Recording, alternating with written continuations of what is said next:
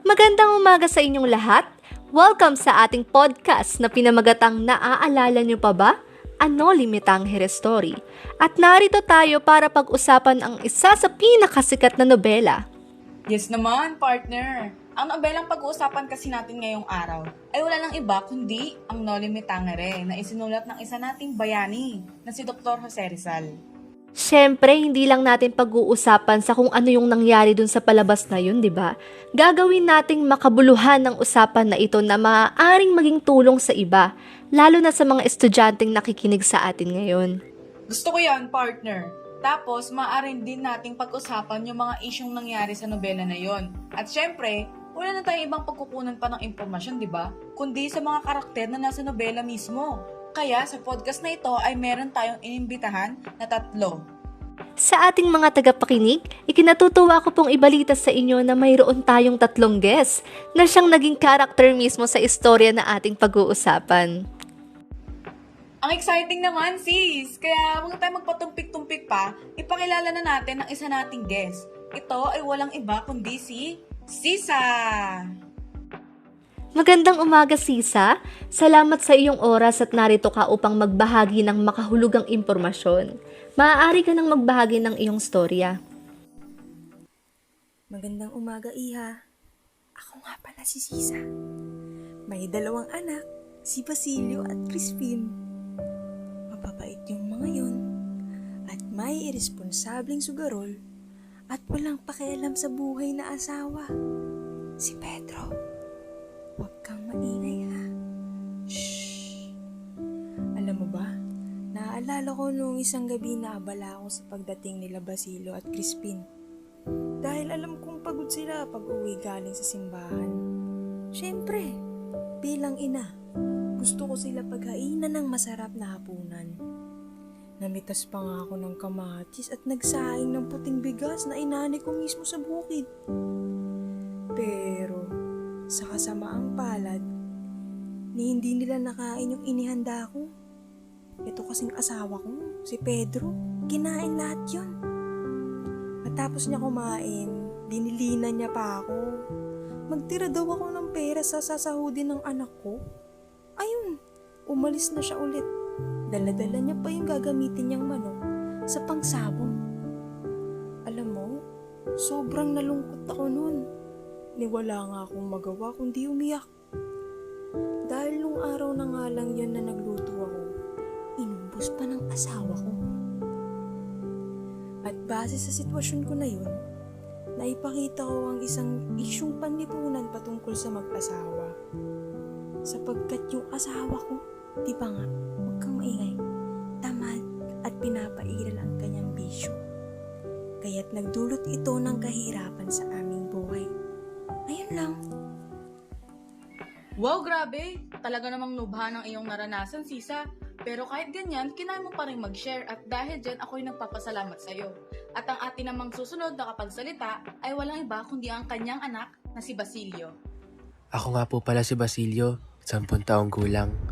May kapatid ako na nagngangalang Crispin at nanay na si Sisa. May tatay rin po ako, ngunit mapang-abuso at lasinggero. Nais ko nga po palang ikwento ang aking naaalala na hindi ka nais-nais na nangyari sa amin ng kapatid ko na si Crispin. Nagbabata kami ng kampana ng kapatid ko dahil napagbintangan si Crispin na nagnakaw ng 2 onsa. Ngunit hindi iyon magagawa ng kapatid ko, mabait yun eh. Kilala ko yun.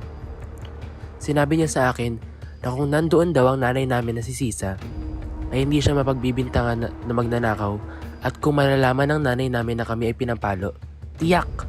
Magagalit yun. Nakita ko pang pangamba sa mukha ni Crispin noong gabing yun.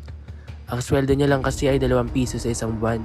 Minultahan pa siya ng 3 beses. Ngunit hindi ako pumayag sapagkat walang kakainin ng aming ina. Pinakausapan pa ako ni Crispin na bayaran na lamang ang ibinibintang sa kanya, ngunit kulang pa ang sasahurin ko kahit magbayad kami. Habang nag-uusap kami ni Crispin, ang sakristan mayor ay dumating at puyos sa galit. Ako ay kanyang minultahan sa hindi tamang pagtugtog ng kampana. Si Crispin naman ang hinarap at sinabing hindi ito makakauwi hanggat hindi na ibabalik ang 2 onsa na bintang sa kanya. At sa aking gulat ay biglang sinambilat ng sakristang mayor si Crispin sa bisig at kinaladkad na papanaog sa hagdanan hanggang siya ay lamunin ng dilim. Dinig ko ang bawat hiyaw ng aking kapatid.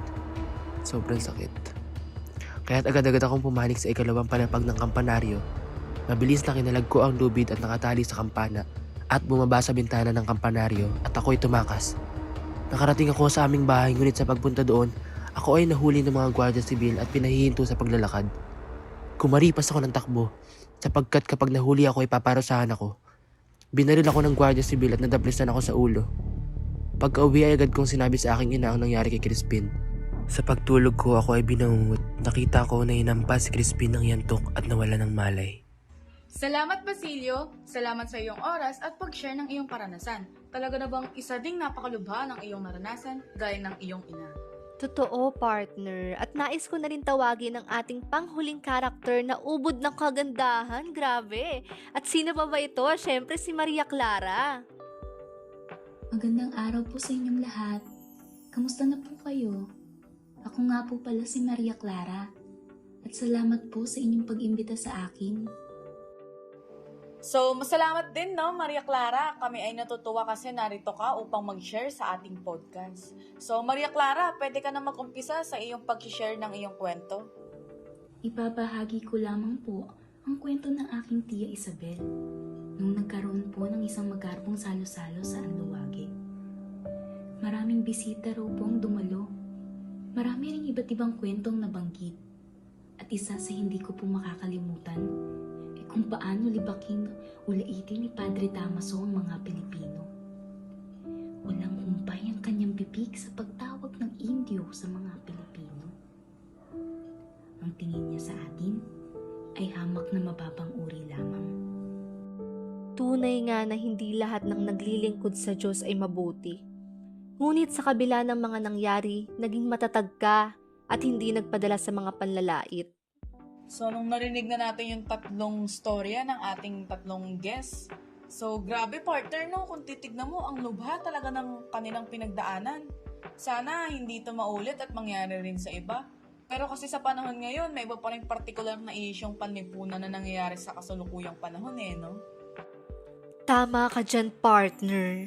Gaya nga nito yung nangyari sa pang-aabuso ng kapangyarihan.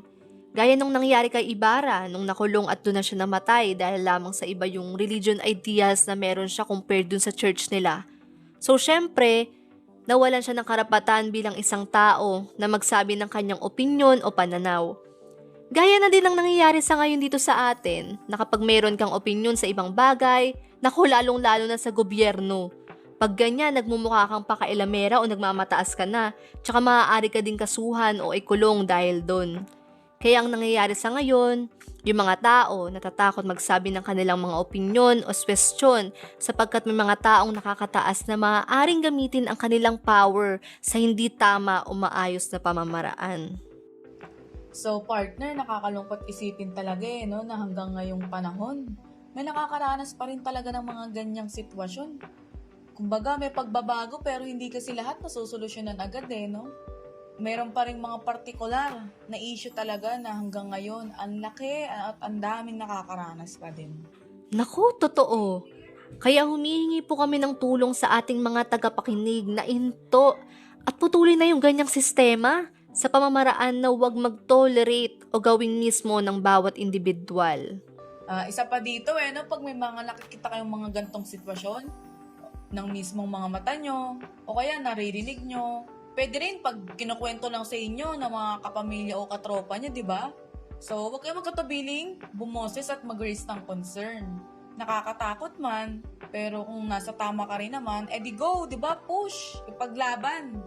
Kasi walang pagbabagong mangyayari kung hindi natin mismo sisimulan sa ating mga sarili. At dyan na nga po nagtatapos ang ating podcast. Maraming salamat! See you guys sa susunod na podcast ulit. Salamat and stay safe always. Bye-bye!